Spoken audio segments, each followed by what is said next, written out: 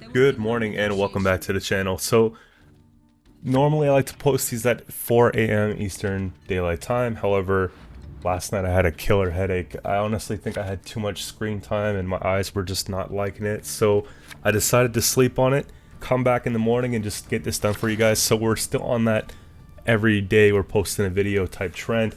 Now the first game's against Kelly. I put out a Kelly deck yesterday.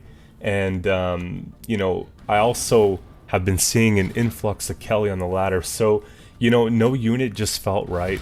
You know, if they're going to play that sort of style, let's play it too. And let's see how we can do in this case, right? So this is sort of my version that I put together of a no unit. One of the pitfalls that I've seen with no unit in the past, or low unit I should say, is that, you know, it does lack a lot of points, which doesn't really make it preferred in this meta because a lot of decks that you're going to play against are going to have so many points. But I tried to make something a little bit more point heavy while still maintaining those characteristics of low units. So you'll see what I mean here. Honestly, playing Madoc is probably one of my favorite things. If you look at some of the older videos on my channel, you'll see I'm playing tons of Madoc. So they're going for the boost Madoc and basically give it doomed. You know, what I like about this specific deck is that we have things like Lacerate, we have things like Bountiful Harvest. You know, it's not just bombs. So when they go ahead and boost the Madoc like that, it's actually not bad for us because, you know, we only have so many bombs left at this point. Kelly goes down, that's gonna hurt. And honestly, I was a little bit reluctant to put this in here, but Becker's Rock Slide comes in so clutch. Like, if you look at that, that's perfect removal. And I have Knickers in the deck. Knickers was good because I don't want to have all these consistency cards, but I do want to have units coming on the playing field and, you know, just kind of cycling out that deck. This is like a super hyper thin deck, right? We have cards coming out with Knickers, we have Simlas, we've got Leader, you know what I mean? It's pretty nuts. Madoc comes out of deck. So, easy round one, we were able to get one Leader charge there. Heat Wave's out of the way, so even if, you know, Gord makes it to the end, it's not really as big of a threat for us here.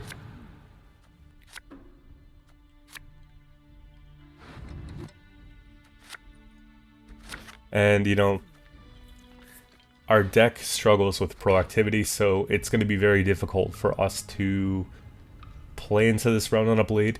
Honestly, I think it's better to go into a round 3 and just kind of react to what they're doing, right? We could take round 1 by any means, and then we can just play a little bit more standoffish in a round 3. You know, there was a consideration to play a couple cards here if we had like a Dunka or, you know, another Pyrotech or whatever, but we used the Pyrotechs earlier in round 1, so... And they're trying to establish some good cards for Witch Sabbath. You know, because they will be row stacking, the Lacerates do pay off quite well in this matchup, so I'll be thinking about potentially grabbing those. And we got a mulligan back. The Sentinels, I like to use them early on in game, but again, I know we don't have a lot of points, so I felt like we had to save some points, and you know, taking them in round 3 shouldn't be too bad.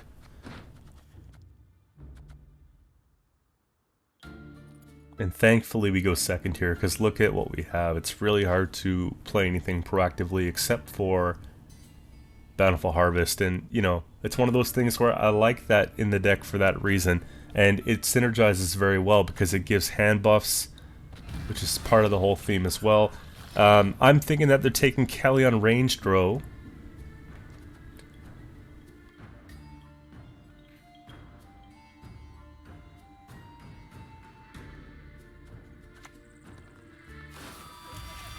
It's always just more points. We have to risk it all for the biscuit here, you know.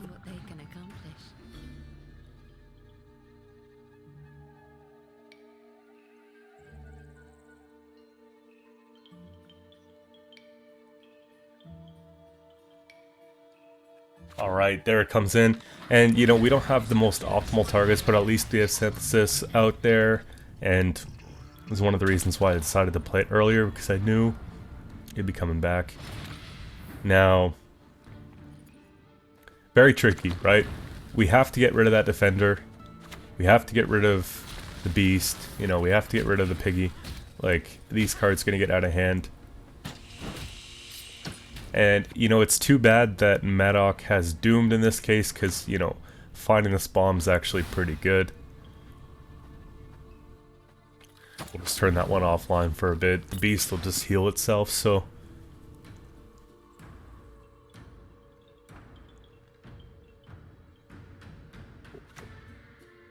That's pretty annoying too.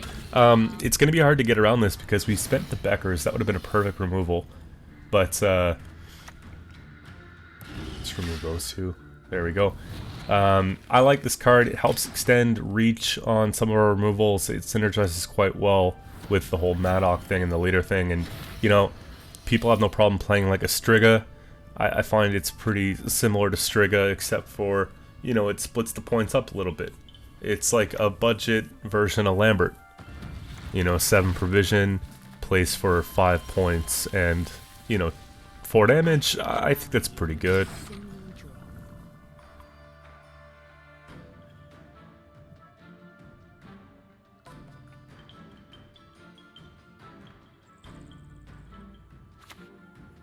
Pretty scary here.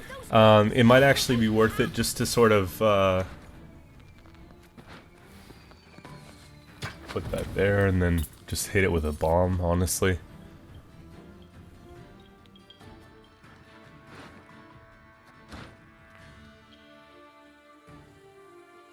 Strong consideration to use making a bomb from hand and then look for a waylay.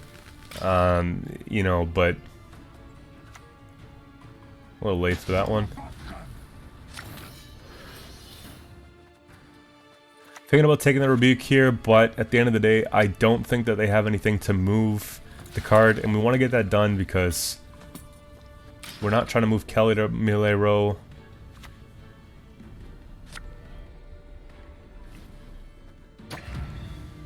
Still get the value from it here, and that's good.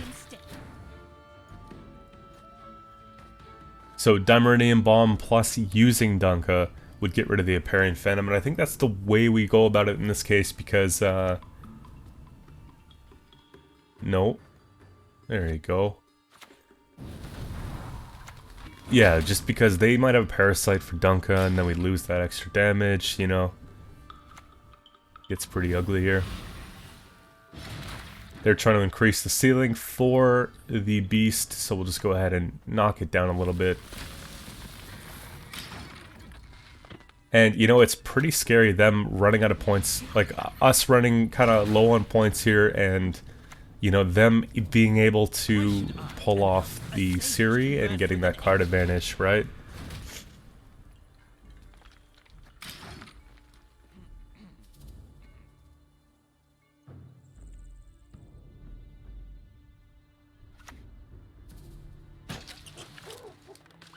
Scroll round 1, or round 3 is not very optimal. Gore goes down for 16. Even if they have Imlerith's Wrath, guys, 15 point removal, it's not enough. So that was a little bit closer than I would have liked, but we got the win. We're moving on. Let's go to a Scoia'tael Precision Strike mirror match. Honestly, I'm really happy with the games that we got today because they're games that I wanted to see too. You know, how does my deck do against other Precision Strike leader decks? And, you know, Kelly's the ultimate test as well. No unit versus no unit, right? Or low unit.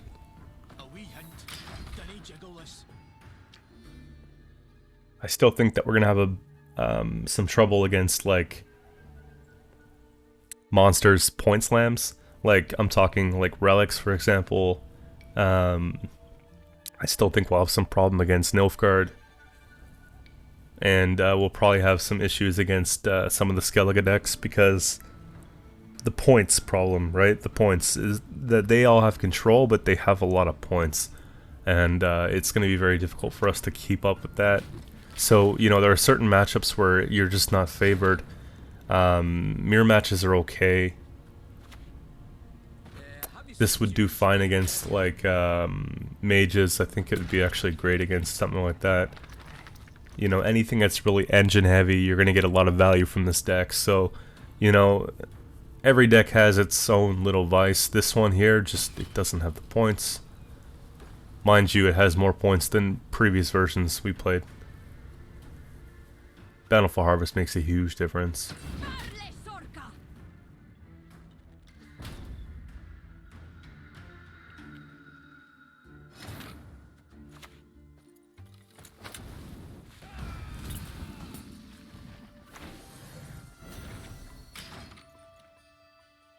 Not bad, not bad. Round control off the get-go here.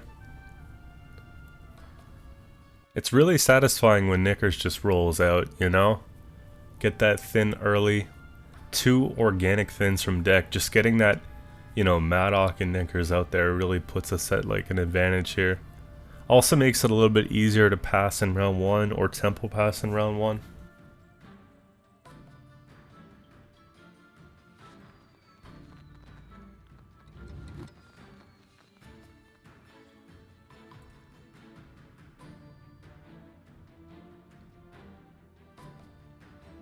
And I do have the community post up where, you know, you guys can let me know what you guys want to see next. This was a request that I had in one of my videos, and also a message on Discord that I got from my buddy Lewis. So, you know, I wanted to fulfill this one, and I really wanted to play low unit yesterday, so again, I'll get to the requests eventually. It's just a matter of like what I also feel like playing that day. So let's go ahead and pop down to Maddock. It's a little bit slow, but we want to get rid of you know, some of those carryover engines if they're playing that way. This is interesting because it looks like they're playing more of like a carryover type deck, like a super carryover type deck. You know, when we see stuff like Hawk Smuggler, it could be old school Precision Strike, but it could also just be, you know, like a Invigorate style deck with a Precision Strike leader. So, and unprotected Dunka gets the rebuke.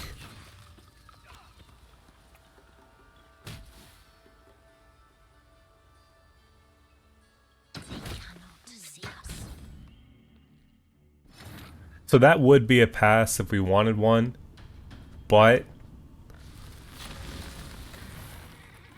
there's no reason to pass, you know? In this matchup, we'll probably take Simlast for the Bountiful Harvest, and we'll just use the Lacerate from hand. Just because we have it here, we could probably play down.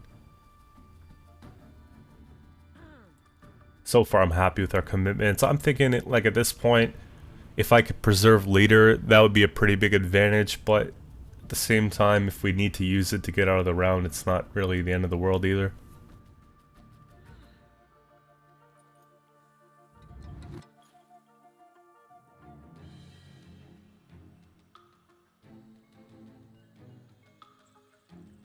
And I had other versions of the deck where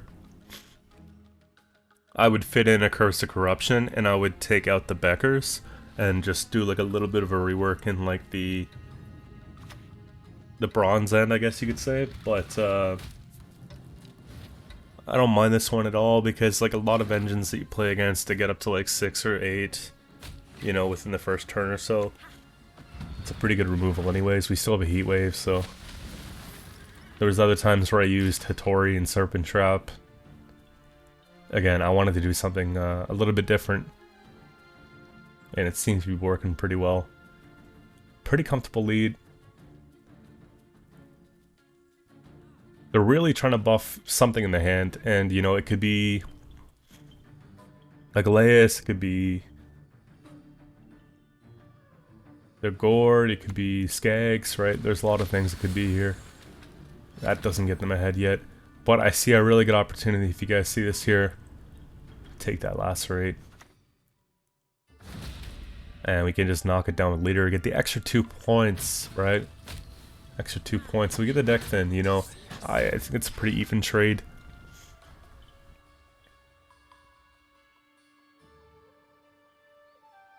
Be very hard for them to contend in this round.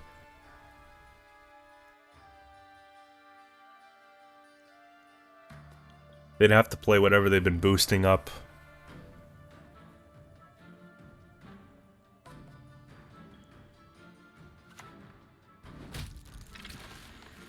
Yeah, they're really trying to get that. So, you know, at this point, I'm thinking, okay, Duncan went down, Smuggler went down, the other Dryad went down, 2 circles. You know, we could pass on that. Whatever the big carryover card is, they're playing it to get ahead here, because there's no way they're doing 18 and 1, right?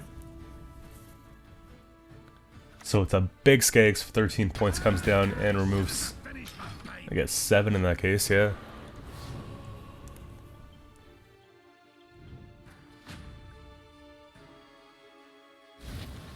I don't feel too bad about that, really.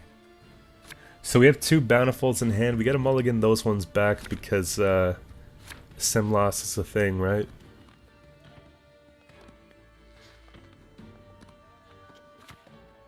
No mercy.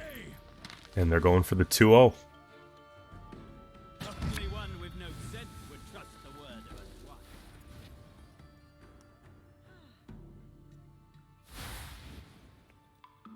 Not gonna lie, I was a little bit worried about this tempo here. You can't just treat this like without respect, you know? When we see things like this, we gotta take care of them right away. So put the rebuke down on that. They'll get their card back without a doubt. And, you know, it'll cost us, by the looks of it here, a sim last to get ahead.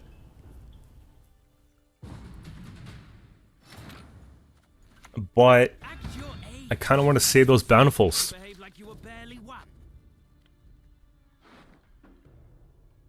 Take a bomb that we might not use later on or something like that. Take out Madoc. That should get us ahead by 1 point, right? You know, when we don't have a lot of points in the deck, we gotta preserve them. And I think that, like, pulling into those Bountifuls round 3 is probably a little bit better. We still have a really good probability of getting what we need here.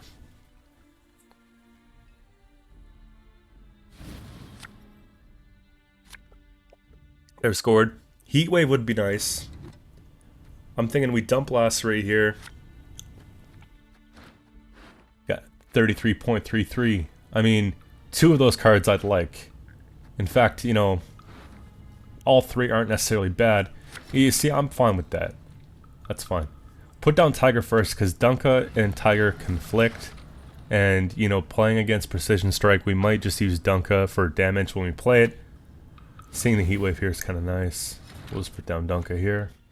Would you like an arrow to the head instead?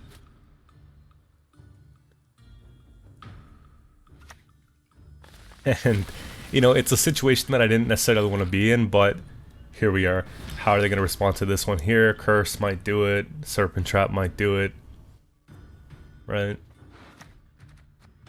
Special prize, just for you, love. And we could just take a Bountiful. Always take damage in this case, guys. Nothing really boosty. I mean, I would have went for the Sorceress if we had it. Just because, then we'd have, you know, maybe the extra bomb we could have pulled off of it, so. Nice, because we nudge that down, we can complete the kill with the dragon. But we gotta respect that. That is a win condition. So there we go. Beckers comes down. Protector's been spent, so I don't know if they're gonna have a way to actually heal that up to use it.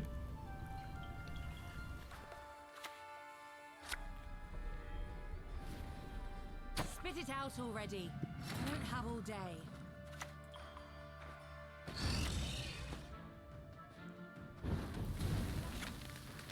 Again, could have removed the Hawk Smuggler, but I'm thinking a little bit larger scale. Because if they were to heal the first one, then they can heal the second one, then they can use it and we just lose, right? In this case here, I'm expecting like a gourd finisher, and I don't know if it's going to be enough points to split the difference. We got 6 plus 11, and we just take that game. Moving on to game 3, we have another Carapace deck, man. Everybody's playing Kelly right now. Round one hand's kind of awkward. Got to mulligan that back. We got to get rid of the Madoc. And I guess that's not too bad. When we're going on blue, it's not preferred. You know, it's very hard to win a round with this deck on blue in case, you know, unless you overcommit. So we have to look at potentially using leader here, depending on the situation. Duck goes down, give it a boost, and it demands an answer if they want to do that.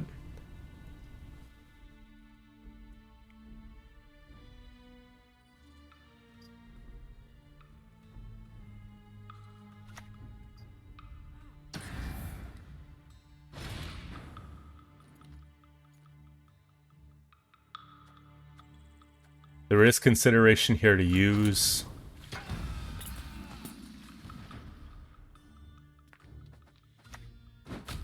because keeping Duncan out's a little bit greedy. Knickers comes to help out here. It puts us in Kelly territory, which kind of sucks, but these making of bombs are actually really good for the Kelly matchup because we could just push it back.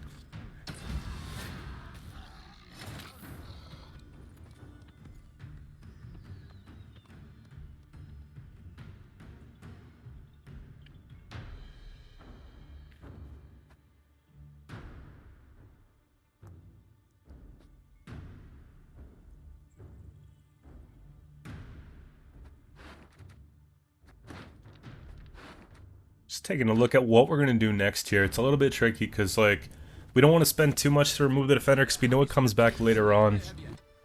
Kind of just want to get points out here. Here comes Kells. So now we're on a lose uneven type situation.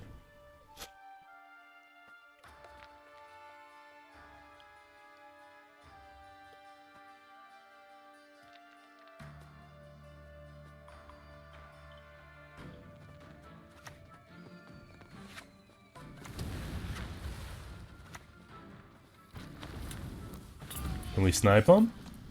Nice. And then for the leader finish here, that's okay, because if they bring back Kelly later on... Oh, there you go. Perfect. So, like half leader. Commitment removes it with the Cataclysm. That's fine. If they bring back Kelly later on, you know, we still have to deal with it again, so we want to keep, you know, maybe a charge 2 to help with that removal range, but probably just crank leader here in this round. I'm looking for, like, the Siri or something else, like a Nithral coming down. And then we'll just go nuts with leader. Don't make me laugh. Now, there is consideration to pass on that.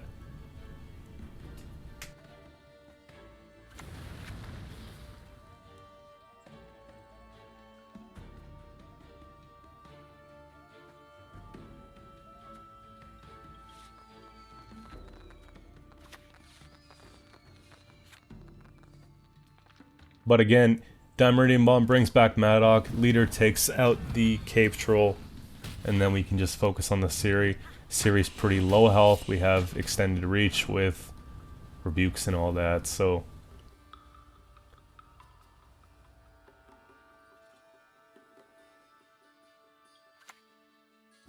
Yeah, that's perfect. Rebuke plus click gets it, guys.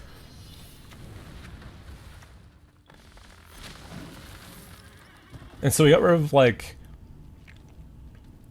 half the problem, basically. Keep calm, Tiberius. Count Codwell. I've been seeing this card in circulation. It's, by the looks of it, like a little bit tricky to pull off because they still got to play something really tall. I guess they're just giving it to us for the round, but hoping to take it back later. Cost them a situation where they lose on even here. And, you know, if we're lucky, we can actually just play them down, look for a 2-0, but we'll probably look for Witch's Sabbath and then pass on that.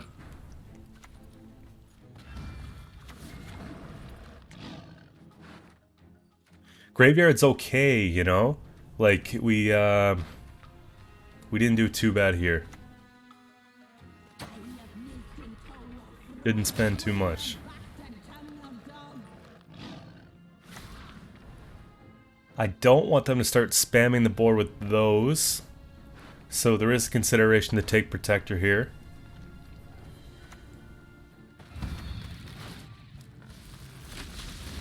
And then whenever they play next, we'll just be able to hit that with the Tiger, keep that whole thing going.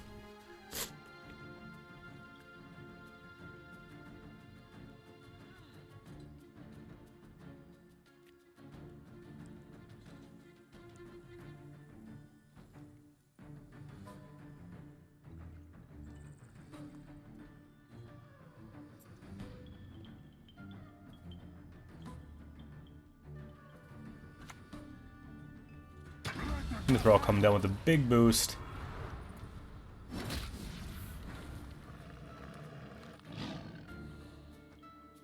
And it's tempting to heat wave that 100%, but I think we just have to keep it casual here and just wait.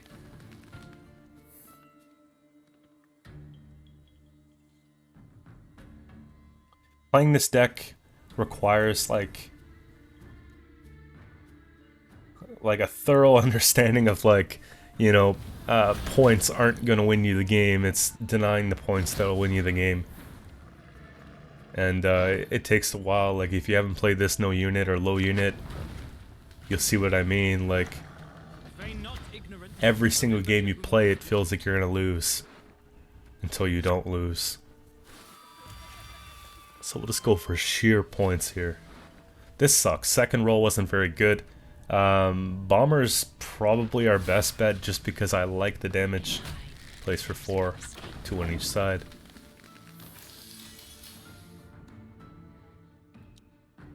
And Tiger puts us to 24 points.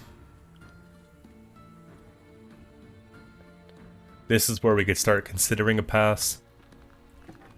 We have a lot of good cards left. Iroquois comes out for... Ooh. Karen Theory. It actually gives us more points. And we're at 28 here. You know, that would be a perfect place to pass. But we don't get a chance to. I skipped like the minute of them just, you know, making us sit through that. I didn't want to make you guys sit through that as well. They forfeited. You guys know how it is. People just close the game when things aren't going their way. We're moving on to the last game of the day. You know, we had a lot of monsters and we had a lot of Scoia'tael. I couldn't help it, guys. It's what I queued into. And if you guys are wondering about the MMR, this one's sitting around... I started somewhere around 24, 15. I haven't really been grinding it too much because, you know, I've been playing different decks every single day. But, you know, it's probably where the majority of the player base will sit. You know, so it's a good testament to that. You know, if you're playing casual pro ladder, this is, you know, gonna work for you pretty well, I guess. We got the carryover King Torque.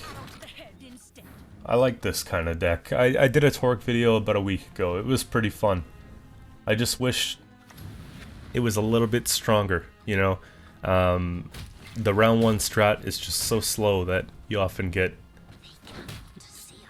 bled dry in round 2 and then you don't have any of that wonderful carryover, so I wanted to wipe the board. Just get that over with.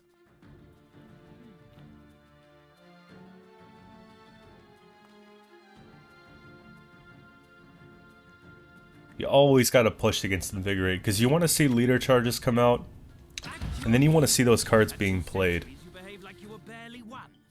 And then when that's all said and done, what's left? Double Simlas here is pretty good.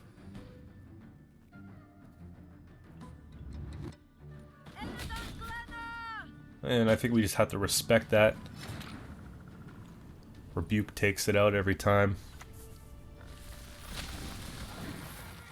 Round still within reach.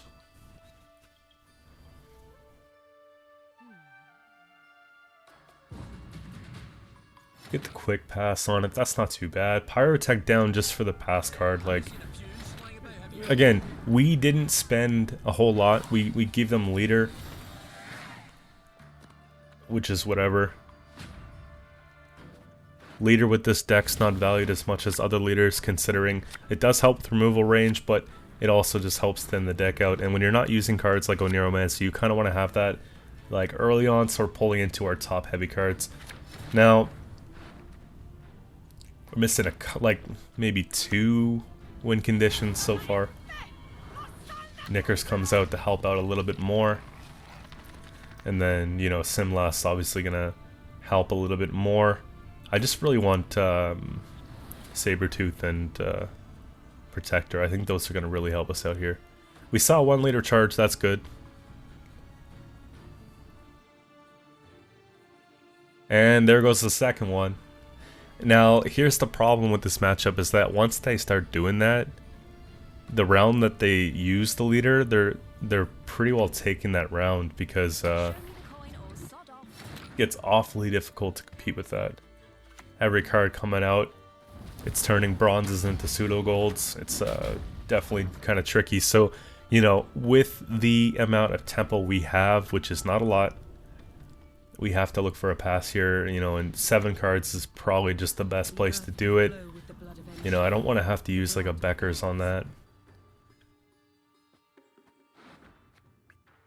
We keep Simlast for round 3, and they don't have it, so that's like a 1-up on them, right? We've got the Heat Wave, we've got the Beckers, we've got like pretty good removal.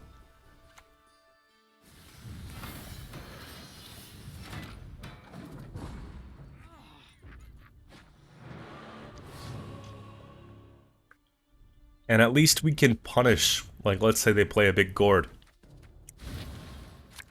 We have the resources just to nail that, so we're good. One more card I'd like to have in my hand, please. Wow. There you go. Consistency check. We got everything we need. Now, Simlast pulls into 2 more cards from deck, which brings it down to 4. So it's borderline hyper thin, right? The soil is fertile with magic. Respect that every single time. Whenever you see one of those cards, remove it. That's my advice to you. If you take away anything from the video, remove the Whisper. Those win games if you don't treat them. Seeing that first Protector come down. Such a good trade. These are the games that I love to play. This is why I play Control.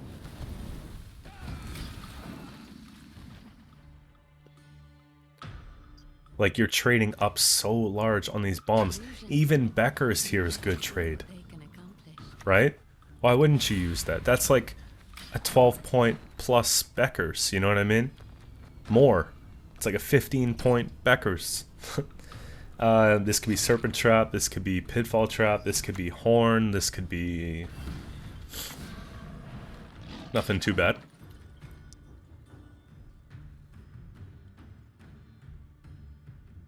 That kind of narrows it down a little bit. Tiger there just feels right, because it's like certain traps, it would just kind of, we'd be able to heal it, right? So it's looking like Horn when they put the cards that way.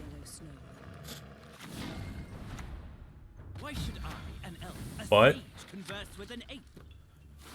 well no, surely. Okay, Serpent Trap, so it takes out the Madoc. That's not too bad.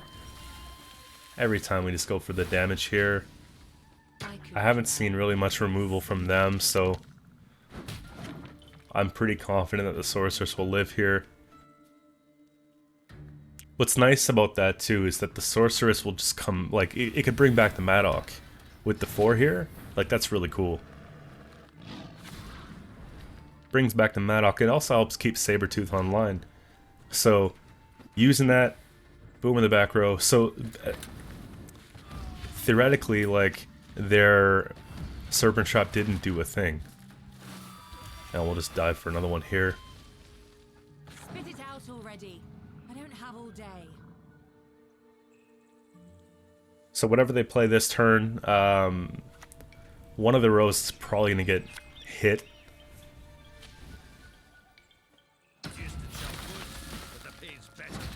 Nice.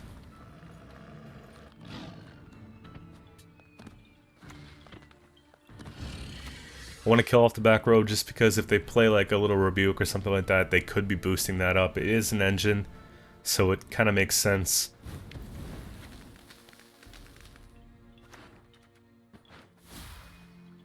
Doesn't matter if we ping down the Gourd or the Mage, because there's going to be a better heat wave. Like, I could tell at this point. Like, if they put down Gourd early like that, it's a little bit sus. Just click the Maddock, get the removal done after. I'm trying to play around, like, big boosty cards, give them less units to boost so the heat wave gets better. We'll just put down that here. Looking for a better option. There's consideration to play Gourd second to last, but I might just play Gourd last and just heat wave first. It feels a little bit safer to protect our points.